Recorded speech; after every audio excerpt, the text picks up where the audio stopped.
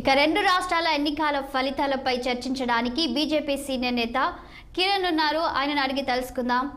Sir చెప్పండి, మీరు చూస్తూ ఉన్నారు జార్ఖండ్ అలాగే మహారాష్ట్రలో ఎన్నికల ఫలితాలు వెలువడుతున్నాయి ఒక్కొక్క రౌండ్లో. సో వీటిని చూస్తుంటే మీకు ఎలా అనిపిస్తుంది? ఇప్పటికే ఇండియా కూటమి వచ్చేసి డబుల్ సెంచరీ అన్నట్లు కూడా మనం వార్తలు చూస్తున్నాం. దీనిపై మీరేమంటారు?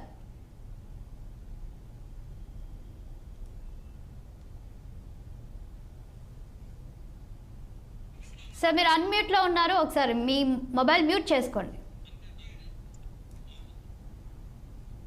ముందుగా 60 ప్రేక్షకులకు నమస్కారం. భారతీయ జనతా పార్టీ భారతదేశాన్ని అభివృద్ధి చెందుతుంది అనే ఒక తరుణంలో ఇప్పుడు మనకు మహారాష్ట్ర ఎలక్షన్స్ అనేటివి ఖచ్చితంగా ఫలితాలు చూపిస్తుంది. ఒక సామాన్య ప్రజలకు కావాల్సిన అన్ని సమకూర్చుకొని ప్రజలను సస్యశ్యామలం చేసేలా భారతీయ జనతా పార్టీ ప్రభుత్వం తీసుకొస్తుందని చెప్పి ఒక నమ్మకంతో అన్ని వర్గాల ప్రజలు వీళ్ళు ప్రొద్దున లేస్తే భారతీయ జనతా పార్టీ మత విద్వేషాలు అంటది, కులం విడగొడుతుందంటది, ఇవన్నీ వదిలేసి ప్రతి ఒక్కరు భారతీయ జనతా పార్టీ వైపు మొగ్గు చూపుతున్నారు. మహారాష్ట్ర ఎలక్షన్సే కానీ జార్ఖండ్ ఎలక్షన్సే కానీ ఖచ్చితంగా ఆ రిజల్ట్స్ కు నిదర్శనం మనం పాలిస్తున్నటువంటి తీరే అని చెప్పి ఈ సందర్భంగా తెలియజేస్తున్నాను. ఖచ్చితంగా భారతీయ జనతా పార్టీ వైపు మొగ్గు చూపిరు. కాంగ్రెస్ వాళ్ళు ఇచ్చినటువంటి ఈ 6 గ్యారంటీలు అనేటివి ఇక్కడ తెలంగాణ రాష్ట్రంలో ఇచ్చి మళ్ళీ అక్కడ కూడా ఇట్లాంటివే అన్ని మోసపూరితమైన వాగ్దానాలు, ఆచరణలోకి రానటువంటి వాగ్దానాలు చేయడం, ఇక్కడ నుంచి ప్రజలు ఎంత ఇబ్బందులు పడుతున్నారు తెలంగాణ రాష్ట్రంలో ఖచ్చితంగా వాళ్ళకు కూడా తెలిసింది. భారతీయ జనతా పార్టీ ఏదైనా హామీ ఇస్తే నెరవేర్చే హామీ ఇస్తుంది, ప్రజలకు మంచి జరిగే హామీ ఇస్తుంది అనే ఒక ఆలోచన ప్రజల్లో కల్పించగలిగినాం. వాళ్ళకు తెలిసింది. దానివల్లనే మనకి ఇంత భారీ మెజార్టీ వస్తుందండి. 200 పైచిలకు ఇప్పటి వరకు చరిత్రలో కనివిని ఎరుగని రీతిలో మహారాష్ట్రలో ఎప్పుడు కూడా భారతీయ జనతా పార్టీ కూటమి కానీ మహాయుతి కూటమి కానీ ఇప్పటి వరకు ఎన్నడూ 1 సైడెడ్ గా 200కు అబౌవ్ ఎప్పుడు రాలేదు. మీరు ఖచ్చితంగా చూడొచ్చు. ఇప్పుడు మనము 200 మీద వెళ్ళిపోతున్నాం. వాళ్ళు ఇప్పటికి 50 పైసలకు మట్టుకే ఉన్నారంటున్నారు. ఇంకా తగ్గే అవకాశం కూడా ఉంది. ఈ తీర్పు ప్రజలు ఖచ్చితంగా భారతీయ జనతా పార్టీ వైపు మొగ్గు చూపుతున్నారు. భారతీయ జనతా పార్టీ వైపు నమ్మకం ఉంది. ఖచ్చితంగా ప్రజలకు మంచి జరుగుతుంది, మేలు జరుగుతుంది, ఈ రాష్ట్రాలకు మేలు జరుగుతుంది, మనం దేశంలో మేలు జరుగుతుంది, అన్ని విధాల ప్రజలకు మేలు జరుగుతుంది అనే ఒక తరుణంలో ఈ తీర్పు వెలువడుతుంది. మహారాష్ట్రలో ముస్లిం ప్రజలు ఎక్కువ, ముస్లిం ప్రభావం ఎక్కువ కాబట్టి మీరు దీంతో మన క్లారిటీ వచ్చేసేది ఏంటంటే ముస్లిం ప్రజలు, క్రిస్టియన్స్, మిగతా అన్ని మతాల వాళ్ళు భారతీయ జనతా పార్టీ వైపు మొగ్గు చూపుతున్నారు. ఎందుకంటే భారతీయ జనతా పార్టీ అందరి సంక్షేమం కోసం పనిచేస్తుంది, దేశ సంక్షేమం కోసం పనిచేస్తుంది అనే ఒక నమ్మకంతో మనకు ఈ రిజల్ట్స్ వెళ్ళబడుతున్నాయి. జార్ఖండ్కి వస్తే మనం ఖచ్చితంగా జార్ఖండ్ లో కూడా మంచి పరిణామమే వస్తుంది.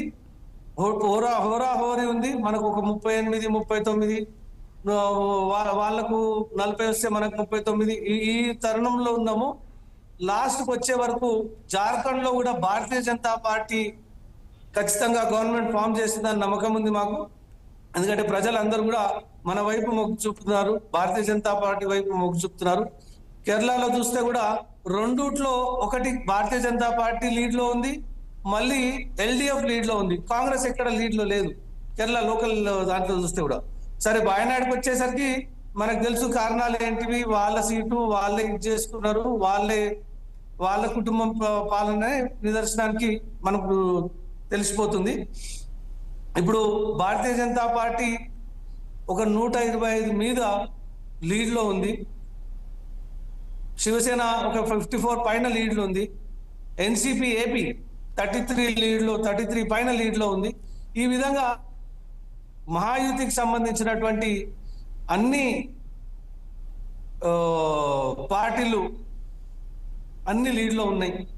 భారతీయ జనతా పార్టీ మా నరేంద్ర మోడీ గారి పైన ఉన్నటువంటి నమ్మకమే దీనికి కారణం. మనకు ఇంకొకటి కూడా కాంగ్రెస్ వాళ్ళని ఒప్పుకోవాల్సింది ఏంటంటే ఇక్కడ ఫెయిల్యూర్ అయినటువంటి సీఎం రేవంత్ రెడ్డి గారిని తీసుకుపోయి అక్కడ ప్రచారం చేయించారు. దానివల్ల ఫుల్ క్రిస్టల్ క్లారిటీ వచ్చేసింది.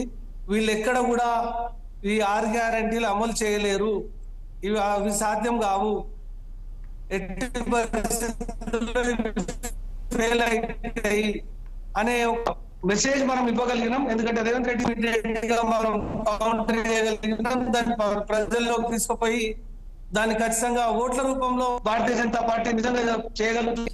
ఇప్పుడు ఉత్తరప్రదేశ్ లో చూస్తే బీజేపీ 4, ఎస్పీ 2. ఇప్పుడు కూడా ఉత్తరప్రదేశ్ లో బై ఎలక్షన్ లో కూడా మనం ఇంకా ఖచ్చితంగా లీడ్ లో ఉన్నాం. ఇంకా ముందు వేరే రాష్ట్రాల్లో జరుగుతున్న అన్నిటి వాటిల్లో కూడా ఖచ్చితంగా ముంగటికి పోతాం. భారతీయ జనతా పార్టీ మహారాష్ట్రలో ఖచ్చితంగా గవర్నమెంట్ ఏర్పడుతుంది. జార్ఖండ్ లో కూడా భారతీయ జనతా పార్టీ ప్రభుత్వం ఏర్పాటు చేస్తుందని చెప్పి తెలియజేస్తున్నాను.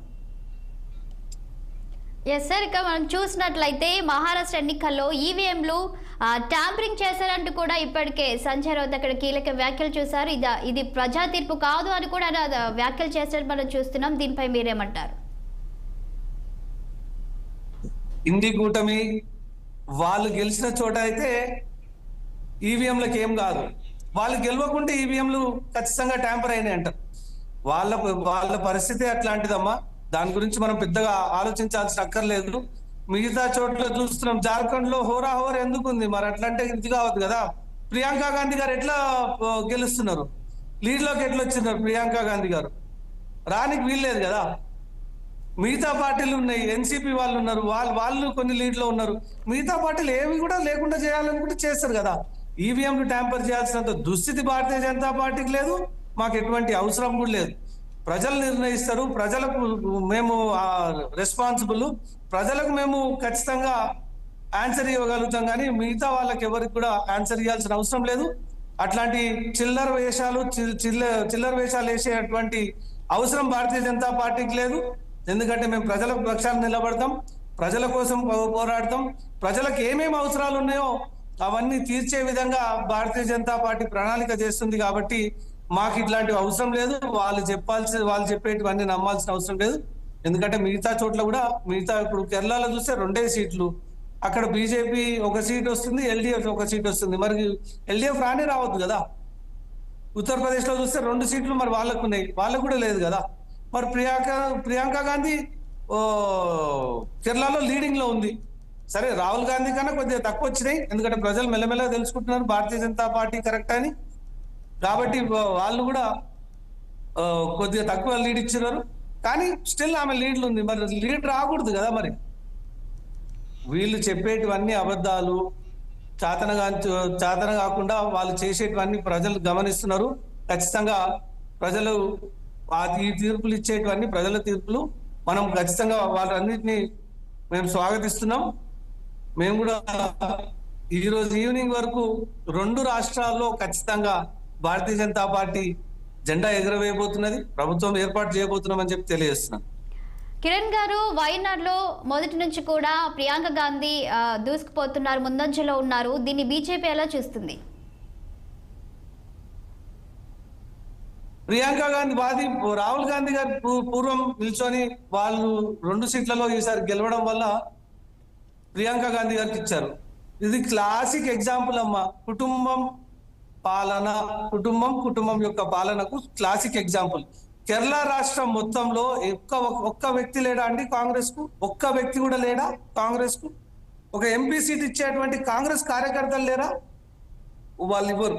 ఎందుకంటే వాళ్ళు ఎంతసేపు వాళ్ళ కుటుంబం ఉండాలా, వాళ్ళ కుటుంబ పాలన జరగాల, వాళ్ళ అమ్మ, ఇప్పుడు రాహుల్ గాంధీ, మళ్ళీ వాళ్ళ అక్క, ఇంకా వాళ్ళ బావను కూడా ప్రిపేర్ చేస్తున్నారు. తెలంగాణ రాష్ట్రం తీసుకొస్తారంటారు రేవంత్ రెడ్డి గారు. వాళ్ళ భావన కూడా తీసుకొచ్చి మొత్తం వీళ్ళ కుటుంబమే దేశాన్ని పాలించాలా అనే ఒక క్లాసిక్ ఎగ్జాంపుల్ ఇది. ఓకే, థ్యాంక్ యూ అండి.